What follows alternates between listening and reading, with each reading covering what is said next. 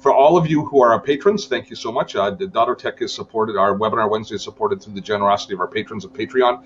And the great news is, if you haven't seen the email or if you haven't noticed, we now have the webinar archives launched. The ongoing webinar archives are launched on Thinkific, and we've got a whole bunch of you already registered in. And this is the archives that house all of the webinar replays, as well as many courses and additional content to all of the webinars. It's the big perk that's attached to being a patron of Dotto Tech, which we appreciate so much. So to all our patrons, thank you, and a special welcome to you. And if you haven't yet signed up for the to get access to the webinar archives, let us know, and we'll make sure that you know the routine to get in. There's directions on Patreon. You can see there's a post in Patreon, and check your email. We've also sent an email to you on that. So with that, wow, are you ready? Are you ready? Because they're coming in like they are coming in hot. They're like, whoo. We've got 170 people in here. I hope everybody doesn't have a question. Okay. I think they might. Okay.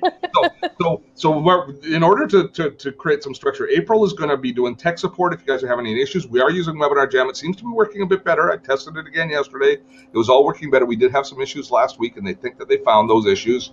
We're using Webinar Jam this week.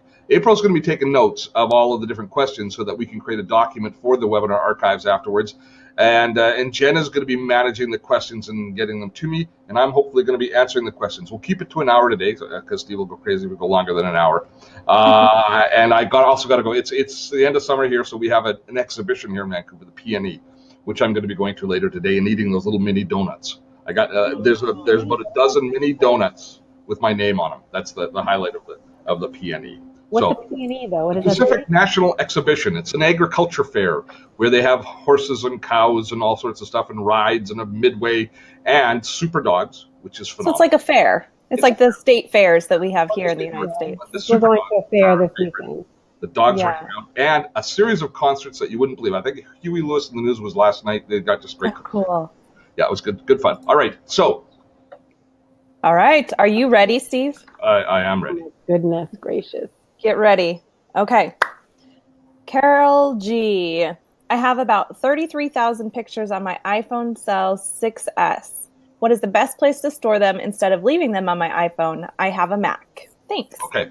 Well, first of all, if you're syncing it to your Mac, I do 2 backups of all my photos because I believe that they're essential. So the routine that I use is I back them all up into iPhoto on the Mac. So when you plug it in, it'll say download photos, download new photos, and you can download them all. And at that point there, you can tell it to delete the photos from your phone if you choose. But I do one other backup as well.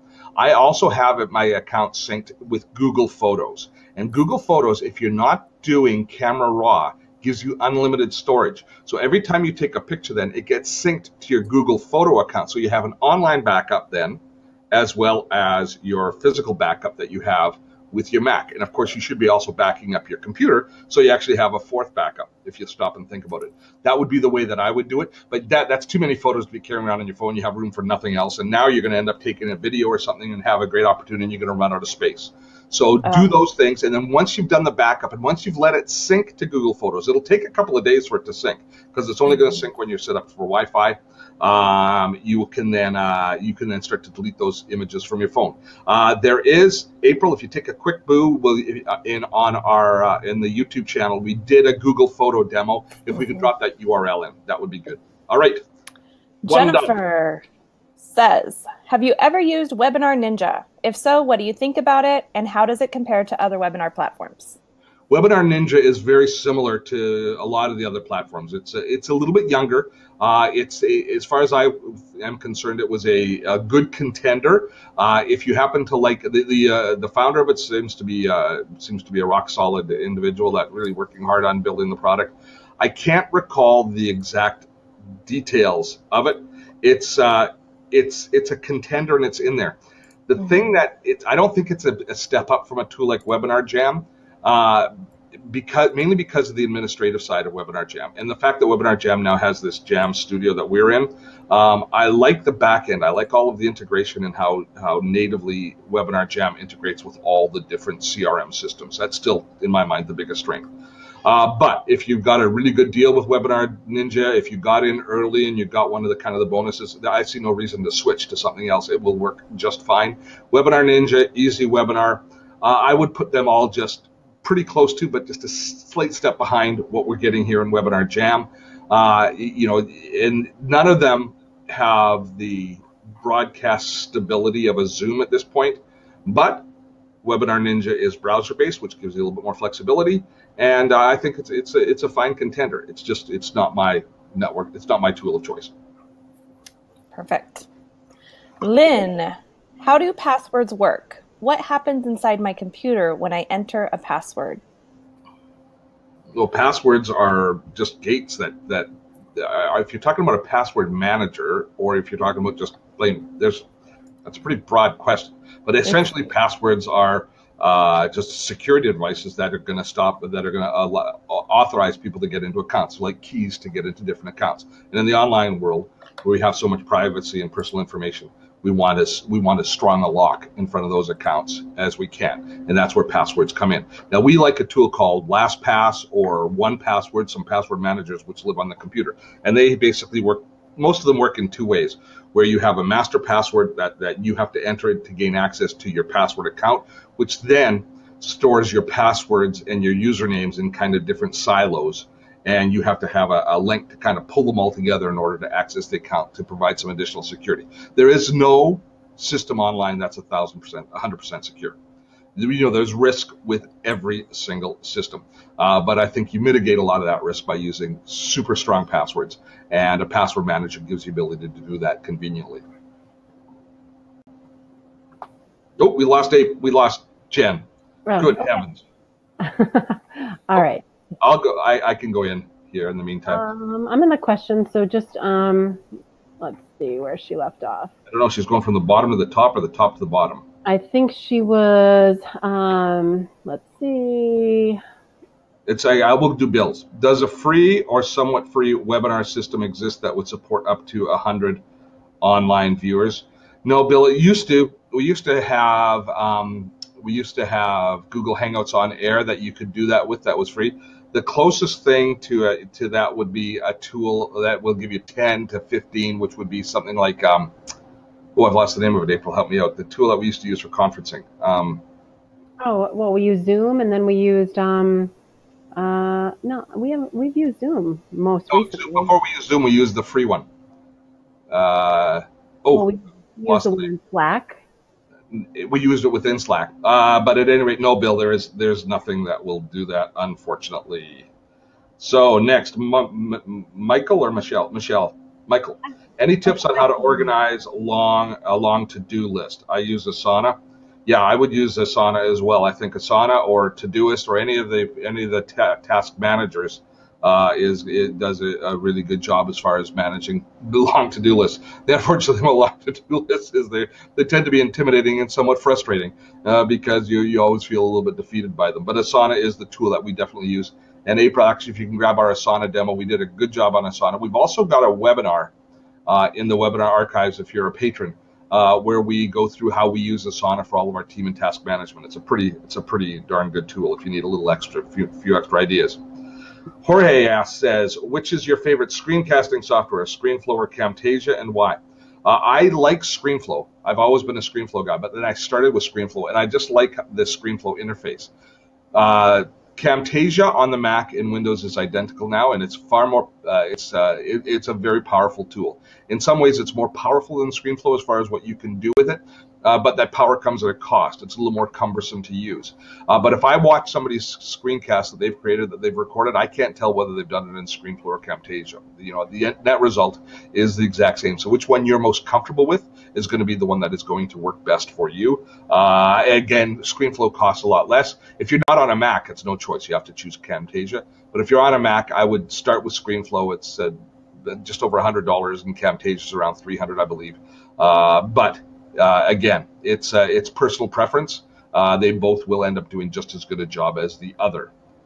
Okay, Mike is asking, anything you've ever avoided doing a video on, and if so, why? I try not to do things that are too controversial. And it also, if it's a product that I've recorded a few videos, I'll tell you, Mike, that after I've recorded them, I haven't realized that the tool had some significant issues. And we've actually had to pull a few demos that we put there where I just decided that the tool wasn't reliable enough, or I found a fatal flaw in the tool. What will I have avoided? You know, I've avoided doing things like some of the ad blockers and stuff like that, because I think it's a little bit disingenuous for me to be making my living promoting products in the online world and then teaching people how to block ads. So I've kind of avoided those. But yeah, the odd time an application comes along and the company just proves that it's not worthwhile. It's not trustworthy, or the application isn't a trustworthy application, and at that point there we pull it from the mix. Okay, Keroig says, would you save documents in Google Drive or wherever else using Evernote free version back to from Premium? So I use both Google Drive and Evernote Premium. Typically speaking, where we save our documents in Google Drive is when they're collaborative documents. I love the collaborative aspect of Google Drive. Even though Evernote has a collaborative aspect, we find it's more flexible and more convenient to use Google Drive for all of our collaborative documents, and then I just use my Evernote account for my own personal use. Okay, Rivera says, "Hi guys, social marketing topics would be awesome." Okay, well, we've got lots of webinars coming up on social marketing, so we'll make sure that you'll be happy with that. Is ClickFunnels better or Kajabi? Kari asks. Okay, ClickFunnels is primarily a tool that's designed as a lead generation tool, where you get people into a funnel, you get them opting in, and then you're moving them towards a result, be it signing up for a webinar or purchasing a product. Kajabi is a delivery mechanism. It's an LMS, a learning management system, similar to Thinkific that we use on here at Dotto Tech, and it's a host where you can host a course. Now, ClickFunnels can lead to Kajabi, but I think that they're different animals. I know they're different animals. One is designed to get a customer, to get somebody to purchase, or to get people to take action that you're looking for and move them through a funnel or move them through a sequence to that point. And Kajabi is a course. I guess there's a certain aspects of the same where you're kind of working your way through a process once you're in. But ClickFunnels is much more sales oriented, Kajabi much more training oriented, and Thinkific is the tool that we use, which is very similar in that space. Oh, Jen, you're back. I am back. Okay, so we're down. You know, Kajabi actually has sales funnels now and things within their interface, so that's maybe why. Oh, okay. Well, I haven't checked out Kajabi's funnels, so I can't say which it's. But if it does the funnels, it probably, you know, it certainly saves you a lot of money if you are into doing a sales funnel leading into a course, if you could do them both in the same place. So Kajabi might have an edge there. Sorry that I'm not quite as familiar. I haven't used it recently. So there we go. All right. Thanks for that, April. Okay. April, you want me to jump in or? Yep. Yes, and you guys can go ahead and you can delete questions. I'm caught up here, so copying and pasting. So the next one I see is, which is your favorite screencasting software, ScreenFlow 7 or Camtasia 3? Are you going from the top or? Oh no, I've already done that one. You did that one. I'm up to Scott's question. Scott, okay, perfect. You had problem with last week's webinar and others before that. If tech experts such as you have issues, how likely is it that the webinar platforms will become reliable? You know, the issues that we've had are, some of them have, very few of them have actually been deal breakers where we haven't been able to get the job done, even if it's to the point of actually recording a webinar and having the replay come out at some point. I think the webinar companies are all in a really tough spot. The fact that there's a dozen that you can choose from, and they've all got different benefits and different features and different techniques. They kind of work on different platforms, and they're in a features race. They're trying to capture your attention. They're trying to get users so that they have the money to kind of build better systems and to build their business. So we're kind of in a state where I think we're always going to have kind of moderately. We're going to have issues. Either they're going to have less features and be more stable, take in case and point in case a tool like GoToWebinar, or they're going to have more features and be less stable, which is what we've just experienced with a tool like Webinar Jam. And it depends whether or not you're more interested in the features or the stability. And I know that by and large, you'd say immediately stability, but the gap is not that great.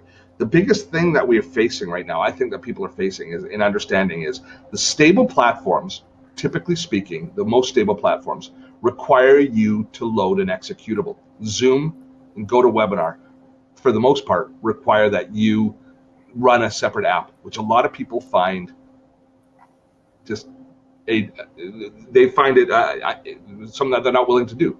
That they think we've reached the point where we should be able to view all of these webinars in the browser as you're viewing this webinar right now. The problem with browsers is everybody's browser has a slightly different configuration because of all of the add-ons and all of the different things that we've extended the capability of our browser. And that's, I believe, where most of the webinar companies run into a challenge when we're going through a browser. Because not only are they going through Chrome, but they're all going through Safari or Opera or Firefox. So they've got multiple different browser platforms to go through. And yes, there are standards that they should be able to work towards, but nevertheless, each one of them, almost every individual out there's browser is slightly different. And that's where I think things break. So typically speaking, I'm feeling now when we go into a webinar, I'm not confident. I'm not confident. I've got pretty good confidence that we're going to get through it each time. We've had some pains over the last 3 months as 2 new versions of Webinar Jam have come out, and we've used probably 4 different webinar platforms over that time. So yeah, it's been a little bit more rough going along. But once we hit the kind of the fall season and we're kind of steadily doing webinars, and kind of back into our main routine, and this platform itself has kind of settled down, I don't anticipate there's going to be too much trouble. I think webinars are still a terrific way to go forward. And once you figure out the peculiarities of your own webinar system, you should be pretty darn stable. Yeah. Yeah, it is hard because it is so reliant on the viewer as much as it is, the producer. And we're viewing on Windows and Macs and mobile platforms, and yeah, there's a lot of different things. But we had a heck of a long run there with Webinar Jam where we had 0 issues almost. Yeah. Yeah, it was really good. Months where we were doing webinars the first 6 months of this year when we started doing webinars a weekly. I can't recall. I mean, I think I can recall one time that we had an issue out of 25 webinars, 26 webinars. Yeah. And then we had a run just as we were launching the new webinar course. And Webinar Jam released their newest version. We had a nightmare. And it was just all bad timing. It was bad timing. Yes, bad timing. A little stressful. Yeah. Next question. Tony, he says 1Password automatically logs in some sites and others not. Oh, that's just because of the authorization system of the individual sites and how they have determined their own sign-in process. Okay. Question for you today is, when I speak, do you guys hear an echo? I do. No, I'm not. I do. I'm hearing an echo. Are you getting one? Is it on your end with the other? Hello, hello, hello. That's better. Well, no. Okay. Anyway. Question for you today is Facebook Live and inviting a co-host to do live interview from business page. For some reason, it doesn't appear to be working, only from personal profile. Any ideas? No, I'm not too sure about how Facebook and the business page. I haven't used Facebook Live enough. Sorry, Anne. You have to. I don't have that answer for you. Okay. Morton, you're gonna have to research it on Facebook. I bet a couple Google searches and you should be able. I bet there's some good information out there. Morton, what is the best for substituting my dearly but nearly dead Wunderlist? Google, Keep It, or Todoist? Goddamn Microsoft, I loved Wunderlist. Oh, Morton. I suspect you'd be happiest with Todoist. I don't know why I'm saying that, but it's, I mean, we love Asana here, and we've chosen it, but Todoist is I think probably the closest to Wunderlist. That'd be the one that I'd look at of that list. Okay. Although there's some real appeal to Keep, as far as kind of if you're using the rest of the Google product family. That's a good point. Yeah. Brian, I'm trying to manage my clients with Evernote. I'm trying to use one folder for all of them and use the tags and find a way to share this with my partner. Can you give me any tips or direct me to a source as to how I might structure this? Patreon member needs direction here. Thanks.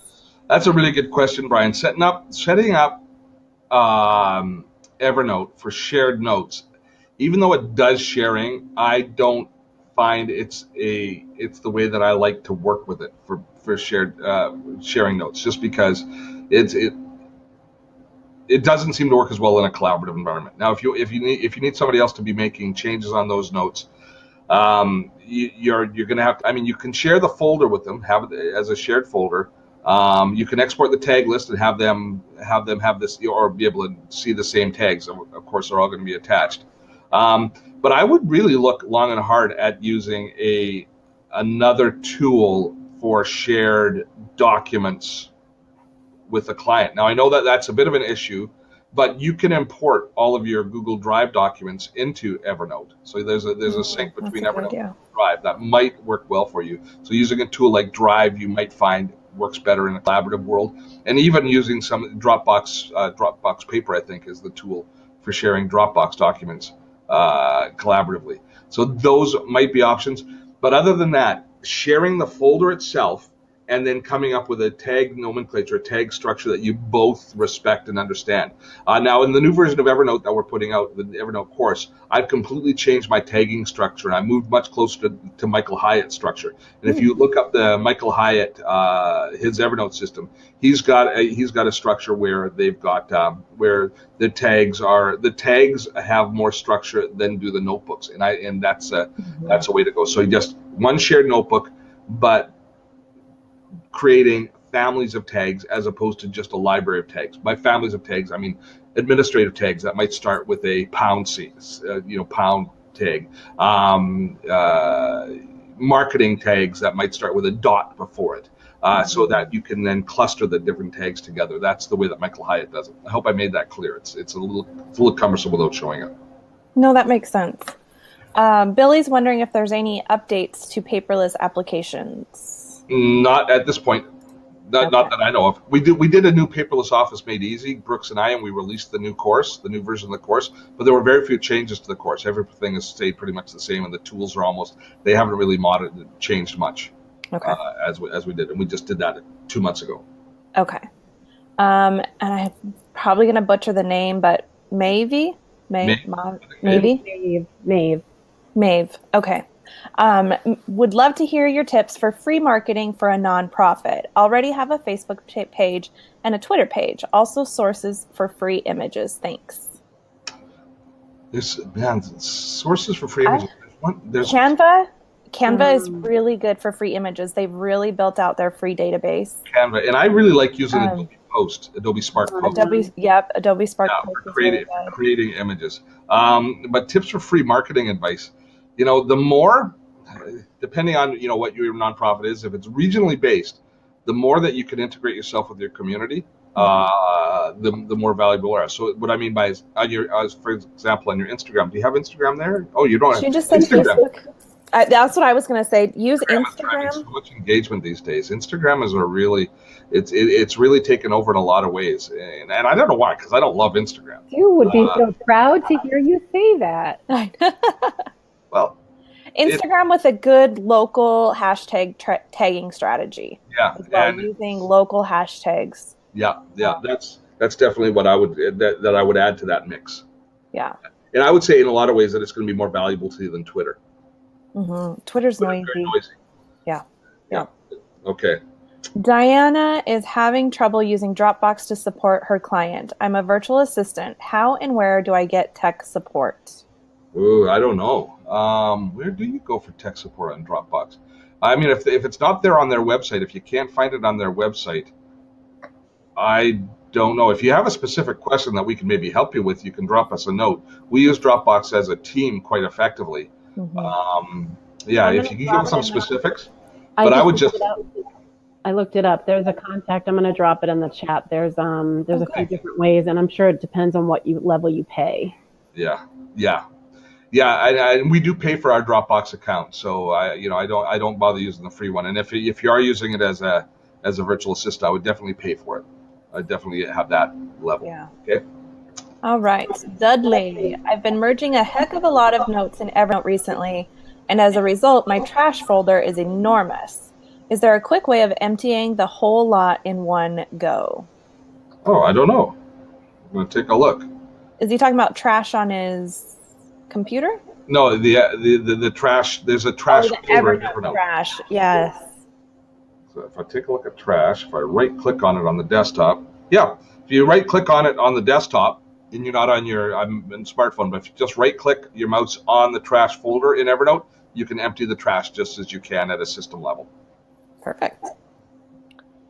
Viveka Nanda. I hate when I butcher names. What are the hardware and software you guys are using? Well, for the webinar right now, I'm on a Mac Pro, which is a kind of the old cheese grater type, the big tower, and we're using Webinar Jam. Which there's a link at the bottom of this page for, and that's it. Those are the tools that we're using right now. Yeah. I'm just on a MacBook Pro. And April's on a Windows machine, aren't you, April? No, sorry. Okay, you don't have to apologize. I'm on a Mac. No, actually, I had to use one at a class I taught yesterday, and I felt like it was a foreign language to me. Yes. So long. It was embarrassing. Mohammed is asking, is there a good alternative to Camtasia and ScreenFlow for Mac? I don't know why you'd want one. Those are two kick-ass tools. Unless you're looking for free, then you can try a tool like ScreenFlow-O-Matic, or you can even use QuickTime to record screens. If you're just recording browser screens and you're just doing quick little demos, the tool View Edit, VIEWEDIT, is a great tool for kind of recording just a quick little demo of whatever you see in your browser window. But those are, if I think of excellent applications, tools that are just phenomenally well conceived, those two tools are at the top of my list for any platform, for any application. They're great tools. This kind of flows right into Sandra's question too. What is the best download software to record your screen on a PC? On a PC, I would definitely say if you're just at browser-based, try View Edit, which is just does a little quick demos. But Camtasia is the tool on PC. Okay. Yeah. Richard, does anyone on the team have any experience with design tools like Sketch, Figma, or Gravit? Any feedback or advice on any of these tools? Not here. Although we are going to have coming up next month, hopefully next month, is we're going to be joined by Liz, who is our designer. And so she'll be joining us in talking about design, and we're going to be talking about web design and stuff. So I would park the question for there. And if anybody else on the call is using those tools, maybe they can connect with you directly. You can just let Richard know, but sorry, can't help you there. Lisa's wondering that when she opens her Google Drive, she wants it set default to my drive instead of shared with me. How does she do that? Not too sure. You'd have to take a look in the Google Help documents. It should be there, and if you just do a quick search on it, you should see how to set those preferences. Okay. Richard is asking if we have any tips or tricks for integration between Evernote and Asana. I don't really worry too much about integrating the two because for me, Evernote is a really personal tool, whereas Asana is the team tool. We do, and most of our collaborative documents end up in Dropbox, and there's a way to just drop those links in directly into Asana. So for me, it's just mainly copying and pasting back and forth between the two. There are some links, but I don't see, unless somebody has something that I'm missing, I don't see a lot of need for a real native level integration. If you do a search through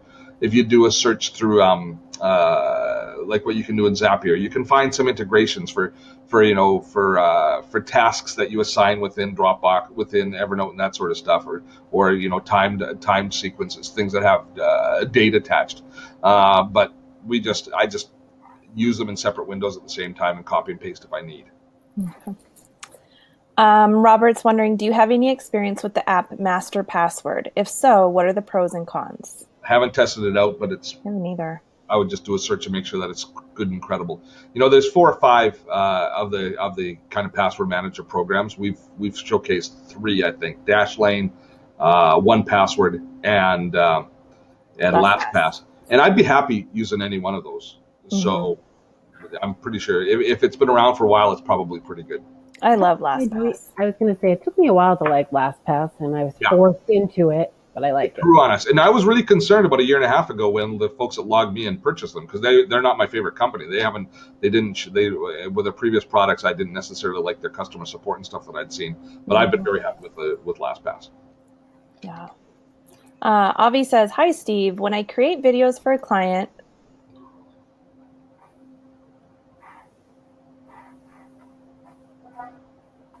Oh, I lost you. You still there? I can take up. Can you hear me? Yep. Hi, Steve. When I create videos for a client, I sometimes need to get an audio recording from them to include it in the video. What ways can you recommend for me to obtain an audio file or message from a client that is not tech savvy? I would recommend, for them to most easily record an audio feedback for you. So if you want it running while the video is running, that's a little bit problematic. I would look at a tool like View Edit and show them how to use that. They can install that in their browser, and then if they're viewing the video in the browser, they can actually comment on it while it's running. That would be the way I'd go. It's called View Edit, VIEWEDIT. There's a demo on it, and I'll get April to drop that in. That would be a tool that you could show your client how to use quite easily. It installs in the browser and is really easy for them to use. Okay. Next question is, any tips on how you organize a long to-do list in Asana? Oh, we've already been through that one. Okay. What is Dropbox Sync? It has me confused. Oh, Dropbox Sync is where Dropbox is syncing the files between your computer and your cloud account at Dropbox. So it's syncing those different files back and forth. In some cases, you might want to, you might have 3 different computers that all have the same access to the same files in Dropbox. Sync allows that to happen. So it's just basically synchronizing and making sure that there's the same version of the file in all of the locations that it should be. Okay. Why LastPass or OnePass versus free KeyPass? Is it the GUI or what? No, no reason. It's just the tools that I noticed that were popular, and KeyPass is if I had used KeyPass before I used LastPass, I'd probably be a KeyPass. I'd be showing that all the time. But LastPass was the one that when I was way back doing my research was the kind of the free one that I found at the time, and that's the one that I got to know best. So there's no technical reason. Okay. Shruggy 41144 is asking, with ScreenFlow, do you have a number of templates with all of your collateral already loaded and timed? For example, logos, bumpers, callouts, or do you create from scratch and load files fresh from a folder? Okay, now we used to have to do that. We used to have to load all of the files fresh, and they were all pre-built. So we'd pre-build animated sequences as videos, as MP4s, and we'd bring them in that we would work with. That's the way that we did our videos. But they've added a global library now to the newest version of ScreenFlow. So you can preload all of your digital assets that you're going to use multiple times, and you can have them already stored in it, which is a big time saver. It's going to save you. You know, we used to load in probably 5 elements, 6 elements that we'd use in each and every video. Not a lot, but it's still 3 minutes that we save every time we edit now with the new version. All right. And also, do you export first or publish to the YouTube, Dropbox, etc.? That's the second part of that question. I used to publish directly to YouTube when I did it, but because now I don't do the video editing anymore, but instead Liz does them in London. So she publishes them to Vimeo for me to approve. And once there's an approved version on Vimeo, I download that and I re-upload it to YouTube. So that's the process that we've gotten into. But it's more workflow than anything else, the reason that we do it that way. Okay. On Evernote, is it possible to search for something using multiple tags? Absolutely. You just go into advanced search. All right. Is there a way to have Google show all of your mail, calendars, drive, etc.? Must be a view. I don't know I'm not too sure exactly what you're looking for there, Rhonda. We'd have Google show us all of our mail. Are you talking about like a unified dashboard? Yeah, that's what it sounds like to me. Oh, I would look for a dashboard. I haven't seen one, but there's probably a unified dashboard for all of your Google accounts. Somebody probably has one. Look for dashboards. Alex is asking, I'm hearing much more on Trello as a task manager. Trello's an exceptional task manager. Trello is the first one that used the Kanban where you had the cards, or the kind of most popular one where you use the cards, which we now do in Asana. And if you have been using Trello and you're comfortable with it, it's a terrific tool. It's again pretty much of a muchness with with Asana. I think for larger teams, Asana is more scalable. But Trello is a wonderful tool, and it's worthy of its reputation. It's got a great reputation. Okay. How do you get background color you guys are using on the webinar? Green screen behind Steve, blue behind Jen, etc. Mine's just a big old. Can you see it there? Let me see. It's a. I've got a big screen. That's behind me. As does April. All right, Jen is back. I will let you. Do you see where we are, Jen? No, I was just trying to find it. If you look at Rob. Are you going from the bottom up? Yeah. Bottom up, yes. Okay, I have Robert or Rob? Rob. So, yeah, I see his question. He's from the Mesozoic era, using only email and Word and a bit of PowerPoint. What should I learn? I have to learn. So I have to learn to get so much more productive. The next tool that I would learn is Evernote. If you want to get more productive, you want to get more organized, learn to use Evernote for collecting all the little bits of data that you've got. That would be where I'd start, Rob. And we've got a great little tutorial called what's called Evernote Quick Start. I'll get April to drop that link in for you, Rob, and that's a good little mini course that'll get you started. I think I lost the questions. That's where I mixed up. I've got an old batch here. Okay, Gary is next. A Canadian question. In developing an online course with Thinkific, GST is an issue that needs to be addressed. Is GST an issue that needs to be addressed? Shouldn't be. What we're supposed to do, Gary, is we're supposed to, if we know that a person's in Canada, we're supposed to collect GST from them. So I believe that all of the payment systems will allow you to do that with regionalization. I'm pretty sure Stripe, which is one of the options within Thinkific, will allow it. We do all ours within Infusionsoft for the most part, but it shouldn't be an issue. You should be able to collect your GST. GST, okay. By the way, for the rest of the world is our sales tax here in Canada. Okay. Are we on Bob now? There's one from Jim. If I use PowerPoint to create a presentation, can I legally sell the presentation? Yes, you can, Jim.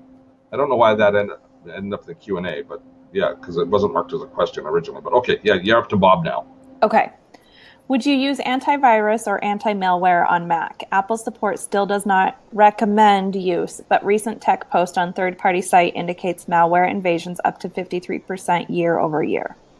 I have had malware occasionally on my Mac or on family members' Macs, and it's something that I've kind of done after the fact, where I've loaded it on, scanned it, and found it.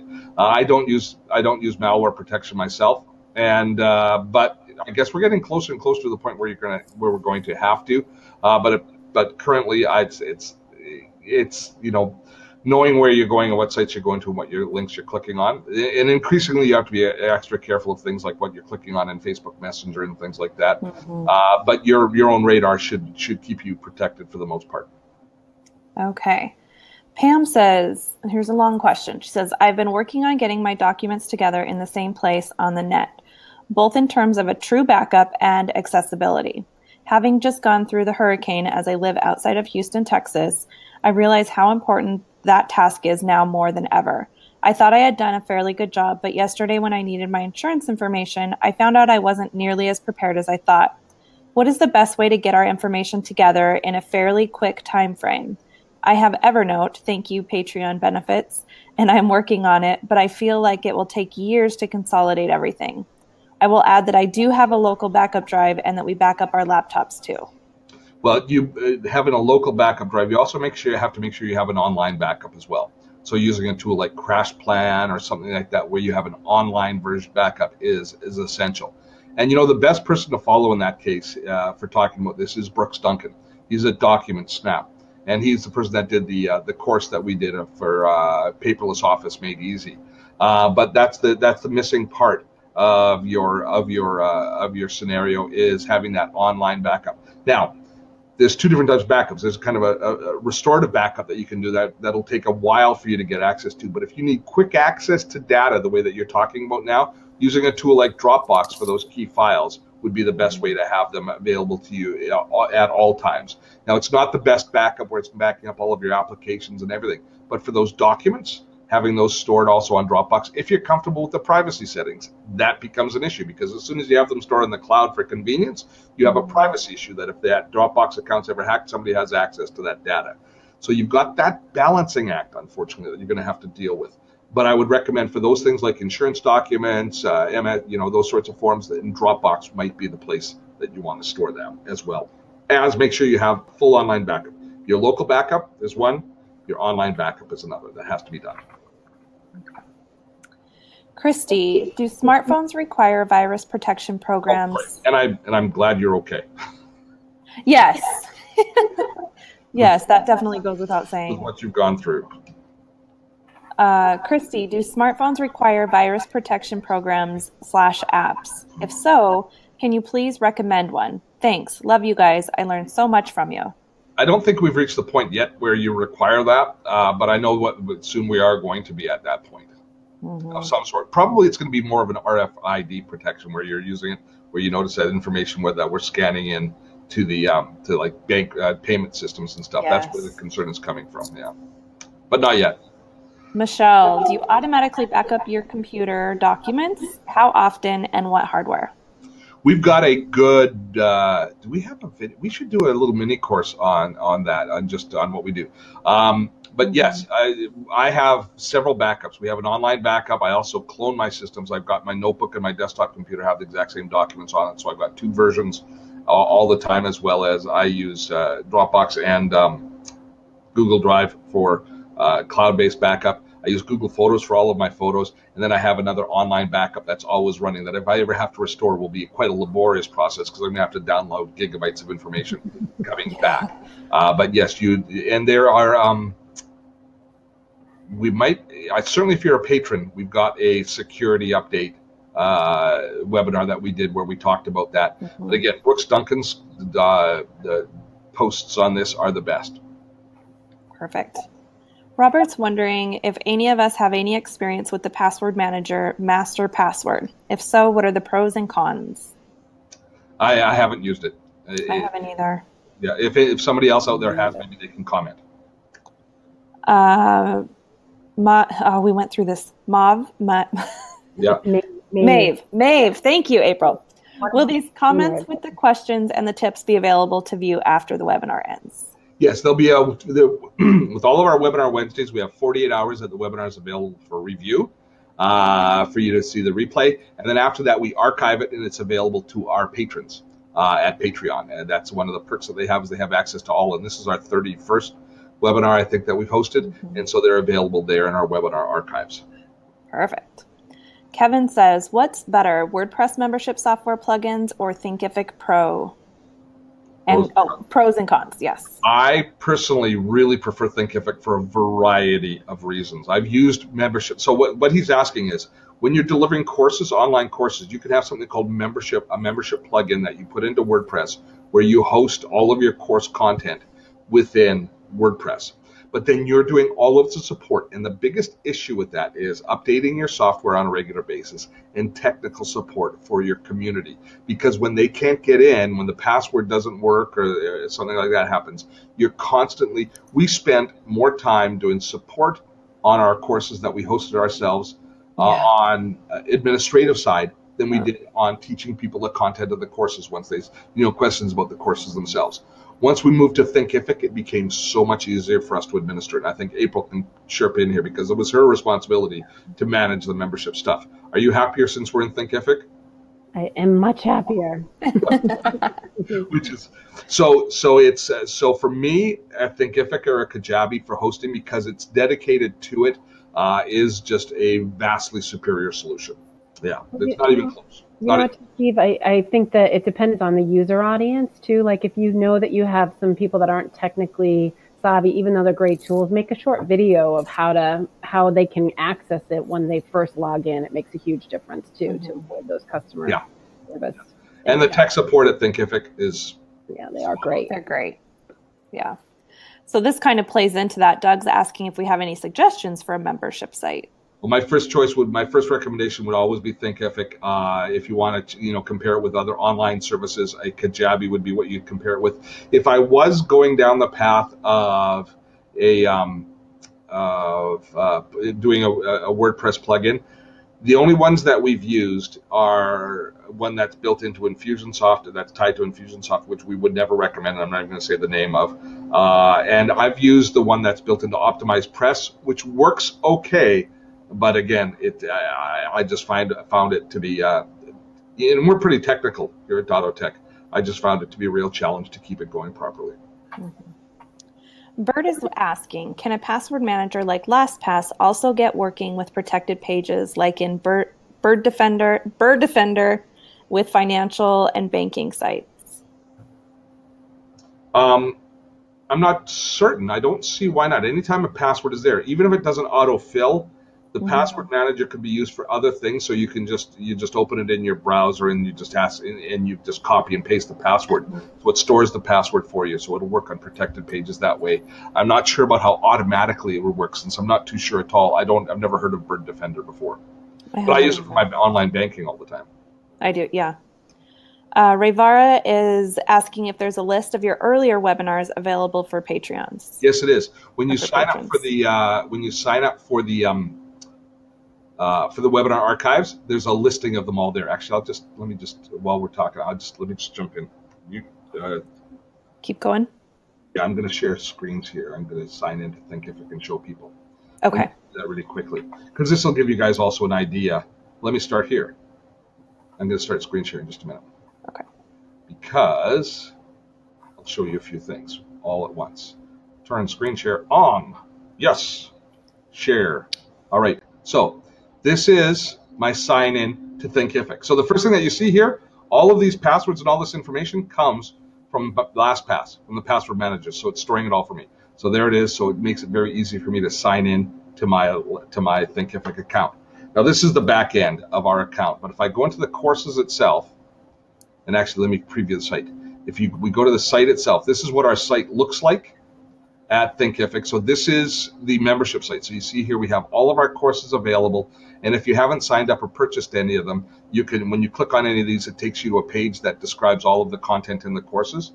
But if you go to the third page here, which is our Webinar Wednesday archives, you can view the course here by clicking on View Course, and there'll be a listing of all of the webinars here that are available. So you see they're all designated WW, whatever the number is, designing your own personal productivity system. Now, some of them we've demarked as a mini course where we've added a whole bunch of extra content and videos, and others are webinar replays where there's a little bit less. There's also some full courses where you can sign up and get access to free full courses that we've designed here. An introduction to MiniPress, to WordPress, social marketing, creating custom content for Facebook. So you can see where we've created additional content. Why webinars work. Now, that's not a full mini course, that's just a webinar replay.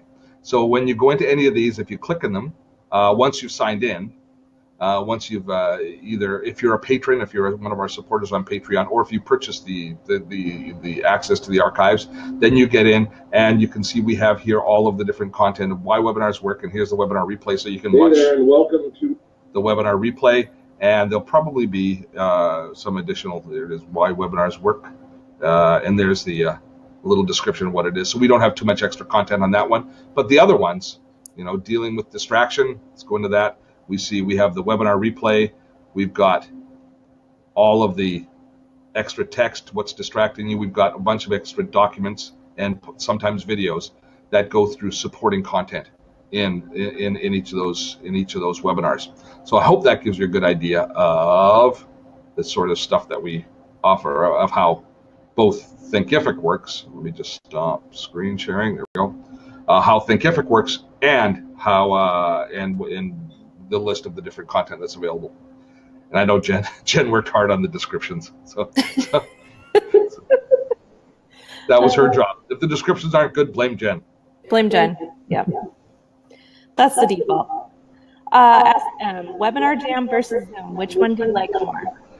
For doing webinars that are marketing webinars and these kind of big webinars that we do here, I like Webinar Jam better. The reason is we can do video insertions where I can pre-record my video. I'm not doing it in this particular I'm not doing this particular webinar, but for most of our webinars, I pre-record the main demo section. We upload it to YouTube, and then we play it within the webinar with us live in chat while it's going on. I love that functionality.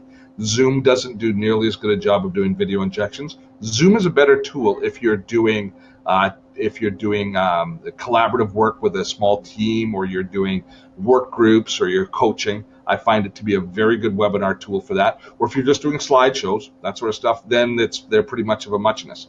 The difference is Webinar Jam will run on any browser. Zoom requires an executable application to be launched.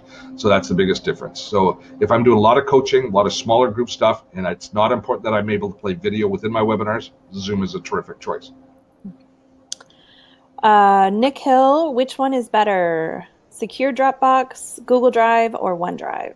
Which one's better and secure? I don't know which one's more secure. I use a combination of Dropbox and Google Drive. So we use Dropbox for all of our assets, for all of our shared assets, for graphics and things like that as a team. Plus I use it for my own documents so that I can gain access quickly to my documents when I'm on the road. We use Google Drive for our collaborative documents. I think it works exceptionally well for collaborative documents, and it would work well for storing everything else, but I just don't find it as convenient for storing digital assets. I don't know which one's more secure, to be honest with you, and I don't think anybody does. OneDrive is very similar. It's just kind of Microsoft's version. And if you get access to it for free, if I was a Windows user and I had Office 365 as my main kind of Office tool set, and I had free access to OneDrive, a large version, I would be using OneDrive instead of one of those two. Probably instead of, it might actually replace both of them quite nicely, but I'd probably be using it instead of Google Drive. I might still be using Dropbox. Can't say for sure. Michelle, the popular method for recurring revenue today is the monthly membership. Everything from Microsoft software to lead pages to higher level packages. I see this getting out of control. How to rein in these recurring expenses in your business?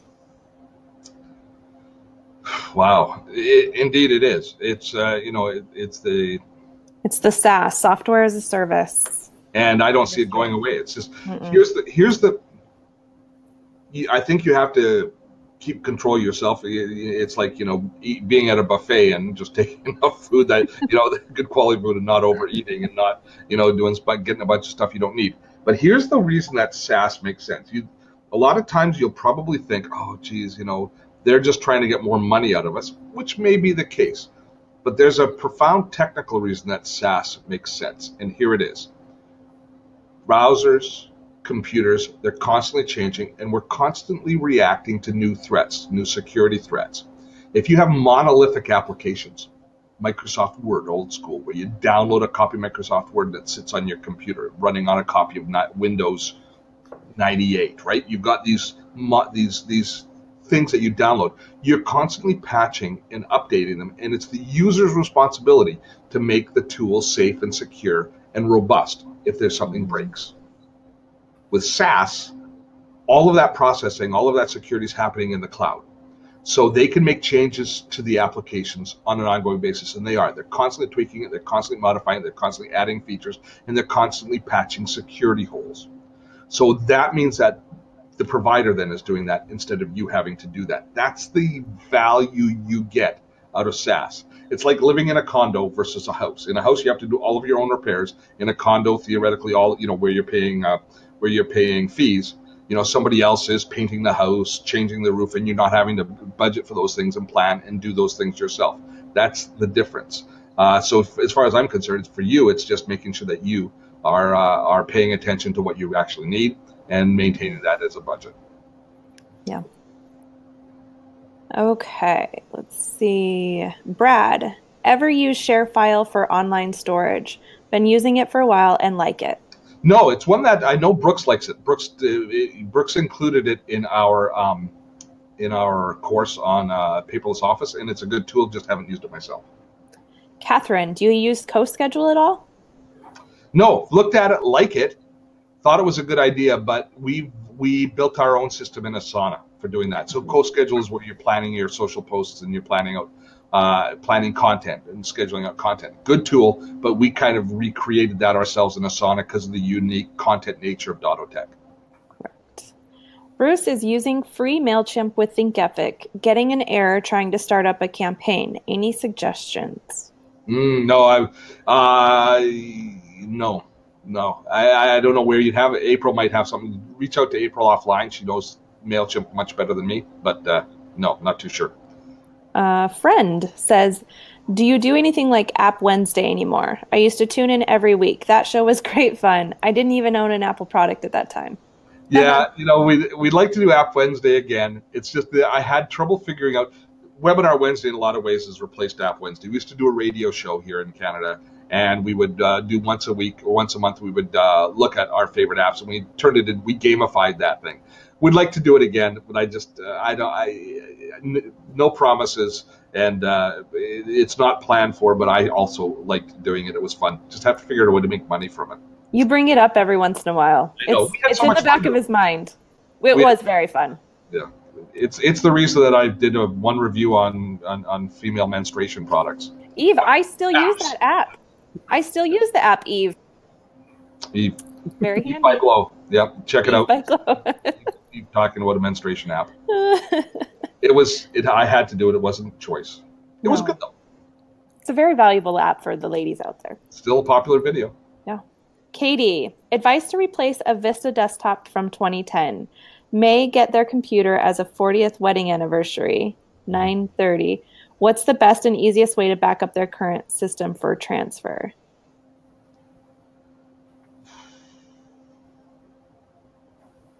I don't know. That's a really good question. If they're really not technically capable and you're buying it from a shop, I would get the shop to do it before you do it. I'd get it done. Yeah. It might be a little bit extra. Actually, they should throw it in if you're buying it from there. They might throw it in, and if not, it's worth the $50 or $100 to get it done right. Yeah, definitely. Yeah. Gavin says Viola for Mac is good. I'm not sure what question that was. Yeah, not sure either. Pertaining to, but that's a great suggestion, I'm sure. Mike says we send our reports in PDF. Huh? An email list for Viola discussions. Oh. Okay, go ahead. We send our reports in PDF format, but they are usually too large for email attachment. We use files anywhere to create a link for clients to download. Do you know of a reliable password-protected way to move larger files with access tracking with an easier interface than Files Anywhere? No, there's a whole bunch of those services, Send Big File and a few others that we've played with, but we've never really settled on one being better than the other. Mm-hmm. That's a good question. And Dropbox won't do it? Because Dropbox would be one that you could use. That's a good idea, too. Upload it to Dropbox and share the link. Yeah. Just so you know, it's the top of the hour, too. It is. Oh, good. How many more questions do we have? We have 37. Okay. Well, I have them all if you want to answer them separately. I don't want to answer them separately. That would involve writing. We'll keep going for 15 more minutes, and then we'll call it a day. Is that okay, guys? Okay. Okay. Ed plus H. What is the best PDF to Excel converter, and is there a free one? PDF to Excel? Don't know. Just have to do a search. Yeah. Frank, the question on Evernote and Asana. What about Task Clone? I use it all the time between Evernote and Toodledoo. Task Clone, I haven't used it recently, but they do have a link between Evernote and Asana that does work. So you do have that option, and I know Troy's been updating it. So yeah, Task Clone is a great way to integrate. I just haven't found a need for that integration, if that makes sense. I can integrate, but I haven't found a purpose for it in our workflow. Yeah. Alice is trying to use PowerPoint to make a lesson to sell online. It's getting cumbersome to specify the animations to make it interesting. Should I consider some other way of creating individual 5-minute lessons with pictures and my voice? Oh yeah, I mean that's an ideal screencasting application. So you can if you take a look at any of our videos and our how-tos, the style that we use, we often have PowerPoint presentations playing in the back while we've got our face on screen. So the style of screencasting that we do would work very well for that. April, can you drop in the how to make videos in less time than writing a blog? and that'll walk you through the process of how we make our videos and think about whether or not that would work for you. Okay. Morton, will Todoist integrate with Fantastical 2? And how about my Gmail? Will Todoist work with or against it? Because I need everything to integrate with my Gmail. I don't know. I haven't used Fantastical, but Todoist will integrate with Gmail. So that will work. I'm not too sure about Fantastical. I suspect that they will all work together. But you know what? At the end of the day, I like using Google Calendar. Just because because if it's integrating with Gmail, Google Calendar is a better choice. Okay. And the other ones are nicer applications, but the integration is so smooth between Google Calendar and Gmail. Got it. Avi says, Steve, Viewed It seems like a great resource. I need a way for clients to create and send me an audio file from their mobile phone. Is there another option where I can add an MP3 from a client into a video that I'm creating? Not too sure. They could send you a voice. They could do audio clips from their iPhones for sure, and I'm pretty sure from Android phones they could do that. But that's asking clients. That's kind of asking them to learn an app. So it's something that I would want to do a lot more research before I determined what the best system is for that. Yeah. Mark, hi Steve. I need help with managing emails. I'm currently using MS Outlook Exchange for work. I'm taking your paperless course. I see you offer an Evernote course, along as I follow David Allen's GTD. I need a more effective way to stay organized with my, I think that's my inbox. Probably inbox, yeah. I think it's inbox. There are so many systems out there, MS To Do, Evernote, Outlook. What systems do you recommend to manage your inbox? We have a little mini course that's free called 3 Steps to Inbox Zero. That'll walk you through it. Perfect. And it follows the getting things done metaphor. All right. Katie says, hi, Steve.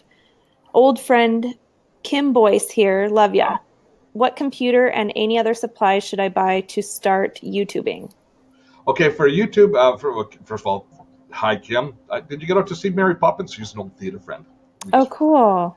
Yeah, just do shows with her. So I would say a Mac is probably the best route to go. If you want a desktop, the iMacs are great. I prefer not to use the built-in webcams, but we've got, if you check out our mini course called Creating Videos in Less Time Than Writing a Blog, we go through the entire hardware list that we use for creating our YouTube videos. Mm-hmm. And it's really not a lot. No. Now, that's to do screencasting where we're recording where we're sitting. If you're going to be recording in the field, you have to add a video camera of some sort, be it a DSLR or even your iPhone. So there could be an extra piece to that. But you can still use all the rest of the pieces, even if you are recording video in the field. Perfect. Rayvara? Webinar Jam's been stable today so far, right? It has, other than my internet connection. Yeah, that's your internet connection, though. I don't think it's... Yeah, no, it's mine. I even had to relocate. And I'm just wondering if people can let us know, have you had to restart or reload, reconnect? It would be good to know, because we've had nearly 200 people on for most of the call. Yeah, there was some audio issues that came up, but I think it might have been on their end because it was limited. Oh, okay. Good. All right, let's keep going. Rivara, shout out to Webinar Jam. Current way to mark a question is not too comfortable. I can only notice that I have failed to mark my question only after posting it. Also, a box inside of a line would be more convenient. Yep. Good. I agree with you. I was a guest I was a participant yesterday on the webinar, and I wanted to click it, and I realized I had to choose question as I was typing it in. Oh, yeah, that would be. We can, in our system here, we can actually click on your bubble and turn it into a question. So as we're administering, we can identify things, but you can't as a user. That is an issue. Mm-hmm. Mm-hmm. Keith uses Evernote a lot. Most things I save to sync notebooks, but items with sensitive data I save to local notebooks. I want to ensure I have a backup of these local notebooks on a local external hard drive. I regularly back up a file called myname.exb, which I think is the Evernote database file. Does this file include local notebooks or just synced notebooks? No, it'll include all your local notebooks as well, or it should. Drop us an email to make sure about that, but I'm pretty sure that will do it. And there's a couple of other ways that we do backups. I have to check my notes, but drop us a note, Keith, and I'll make sure you get some data on that. All right. We have another. Bernice is wondering if we're ever bringing back your buddies to present favorite apps. No plans at this point, Bernice. That was fun. We might have to just do I don't know. We're pretty busy. We are very busy.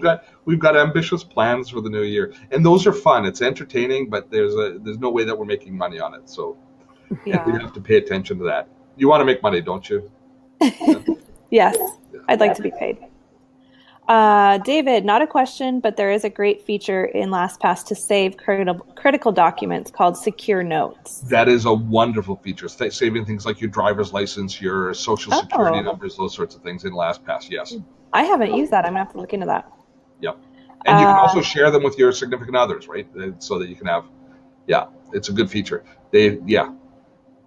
Vivekananda, pros and cons of using Google tools versus disparate tools, please. A variety of different tools. The pros are Google tools integrate with each other and share information back and forth. The cons are privacy and security. If you're afraid of Google, if you consider them to be akin to an evil empire, then you probably don't want all of your data there. So those are the biggest ones that I see. I love using Google tools just because when I get a new phone, I'm up and running in minutes. Yeah. Computer, I'm up and running in minutes. But I can understand people's privacy concerns. Bob says, Steve, you just mentioned Crash Plan. They announced they are eliminating non-business services in 12 months. Carbonite or Backblaze? Good suggestions to fill it in. Thank you, Bob. I think he was asking which one, Carbonite or Backblaze. I don't know which one would be better. They are both. They are both good. Mark is wondering, Thinkific or Simplero? I haven't used Simplero, but love Thinkific. And, the Thinkific, to me, I am an affiliate for very few products, but I'm an affiliate for Thinkific because I think so highly of it. They're based here. I know them here. And they've revolutionized our business. A big part of our success is due to our partnership with Thinkific. Yeah. Rivara, are you still planning a webinar on remaking your website? Because we're in the middle of the process right now, Rivera. So, yes. And that's when that Liz Azian is going to come on. We're going to talk about this process because her and her team have a great process for redesigning and re-envisioning your website, which we're in the middle of going through. So I've just gone through all of the interview process. So now the designers are working on, and I'm going to see the first results. But we're going to go through that, yes. Cool. Steve says, I have a WordPress site and I'm looking at plugins so as to request payment for services. Do you know of a good one? I don't really know of a good plugin. We use PayPal or Stripe in our particular cases, payment systems, but they've always been attached to a download of a product. If it's a service like a consultation and stuff, depending on what booking engine you use, like we've been using what's it called now? It's called, I forget. Just a minute. Book Like a Boss? Yeah, Book Like a Boss. Mm-hmm. They've got payment systems built in. So I would look more at what the mechanism for delivering your product into your customers' hands are, and there's probably a payment system around that. Mm-hmm. Samcart also integrates with WordPress, I believe. Yeah. Okay. Yeah, that's one that I haven't tested out, but that's a fairly dear monthly fee. PayPal also has tools built in, as does Stripe, that you can integrate. I really like Stripe. Stripe is good. Stripe's got a good. The main thing that Stripe has going for it is it's not PayPal. Yeah. At the end of the day, they're one of those companies that really benefit by not being the other guy. True story. Yes. John says, Thinkific, Marketo, Kissmetrics, etc. These are all great services, but huge cost. What do you recommend step by step for a person to do what you do, but in their chosen field? Literally a checklist, do 1, 2, 3 and ABC, then 10, 9, 8 and XYZ in a month, you in 6 months, a year, etc. That's a big question. That's a huge question. Well, okay, so great question. Different products that do totally different things, from super advanced CRMs to analytics to LMSs, learning management systems. So where we try, when I feel like I'm a little bit out of control, I always try and go back to what's making us money and kind of concentrate on that and making sure that I'm spending money on things that make us money. and then growing from that. That's kind of a quick snapshot of our philosophy on business here. But stick around, because all of the things that you're talking about, choosing different tools and looking at different tools, are the things that we talk about each week here on Webinar Wednesday as we go ahead. So over the course of a year, you'll get a lot of those answers for your business from us here. Well, and I think he was concerned with costs of the memberships, all of those things, and I think that a lot of the resources in the chat, definitely follow the chat too, because everybody's speaking from experience, which is awesome, sharing lots more than even we're just sharing. Mm-hmm. Yeah. All right. Oh, where did my questions go? Nope.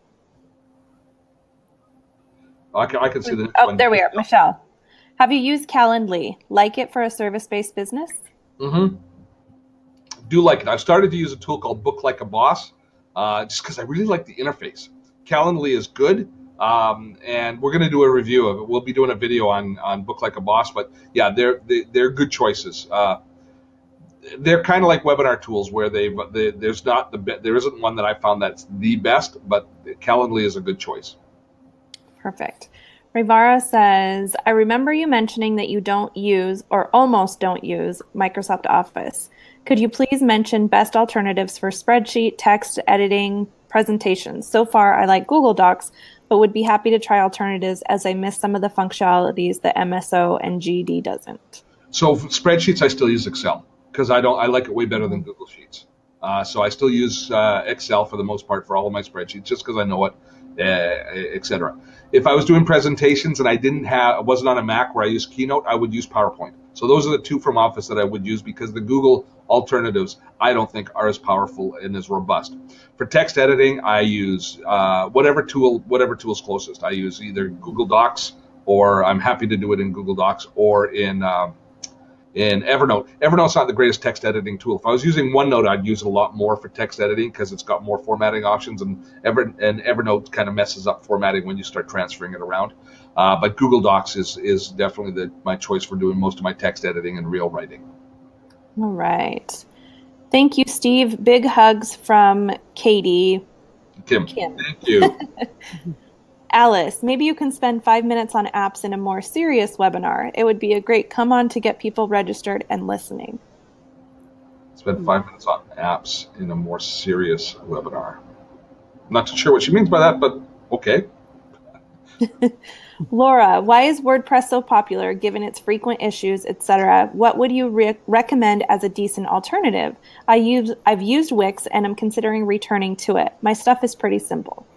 Well, WordPress is popular because it works and it's flexible, it's very affordable, and it's really not much worse than the alternatives. Tools like Wix are a little overly simplified, don't give you the control you need, and they will work for simple things, but there are often issues with how well Wix sites and similar sites rank in Google search. At the end of the day, when you're building a business, the most important thing is being found by people looking for you, meaning your website has to register and has to be searchable and indexed properly by Google, and WordPress is a great platform for doing that, as is Drupal and the other kind of frameworks that we work with. But it's no worse and no better than the others. The fact is that the changing nature and the constantly adding functionality makes websites just as kind of fraught with issues as we were talking about earlier on with webinars. So WordPress is popular because it works. Mm-hmm. Mm-hmm. All right. Last one I have in the Q&A only is from Alice, and it is a compliment. She says, thanks for the links to your great courses. This was my first webinar with you, and I am charmed with all three of you, and 2, got some great ideas and suggestions. Alice. Well, Alice, we will thank you very much for that compliment, and that's where we're going to leave things off. I know that there's more questions coming in. I have to apologize for the fact that I think an hour and 15 is a goodly amount of time for us to be answering these questions. Let me fill you in on what's going to happen now and what to expect over the next couple of weeks here from Dotto Tech. So you will get a webinar replay of this webinar in probably about an hour or so. There'll be a link that goes out which has a full replay. That replay is going to be available to you for 48 hours. After that, if you want access to the replay, it's available in our archives which is at Patreon, and that's where we have people who support us at $10 a month. It's crowdfunding, and our show is paid for and supported by you folks, the community that watches and enjoys the show at Patreon. So we're gonna, when this webinar ends, actually, you will be redirected to the Patreon page. I'm just gonna make sure that happens. Alice followed up with the 5-minute apps. She says, to speak about apps, which is fun for you and us, I meant give 5 minutes time during a money-making webinar. So you can maybe like bring up a new app every week or something, I think is what she's... Oh yeah, we could, yeah, something. Well, we do, actually, if you, we haven't been publishing through the summer, but our YouTube videos every week, we do look at typically a new app with our videos on YouTube. So they'll be featured. If you get our newsletter, you'll see every week we'll be talking about a new tool or a new app or a new service. So that's the sort of stuff. I agree. That's been hugely valuable content for us to publish. We've been doing that for years on our YouTube channel. So we recommend that you take a look there. So with that, folks, thanks so much to April. Thanks, Jen. Hi guys, thank you. Off next week. In 2 weeks, we'll be back with another live webinar. And this has been pretty good. I think that we could definitely have enough traffic and enough traction that we might look at presenting this next time. We'll try it as a Facebook Live. So you'll get you're all on our email list, so you'll get notification that we're going to be doing some scheduled Facebook Lives, and we're going to try and do these Ask Me Anythings on Facebook Live and see if that works, and see if the environment is as conducive to value as it has been here within the webinar structure. So with that, to all of our friends in Texas, stay safe. And I did, just to update you, I messaged Sophia at the beginning of the webinar, and she did message back and say that they've been lucky that their flats are up on a floodplain with a slight slope, so they haven't received any damage. But well, we've got a team meeting tomorrow, so hopefully she's in it. So we'll see. Yeah. So with that, folks, enjoy the rest of your summer. Stay safe. We will see you in September for more Webinar Wednesday. Till then, bye. Have fun storming the castle.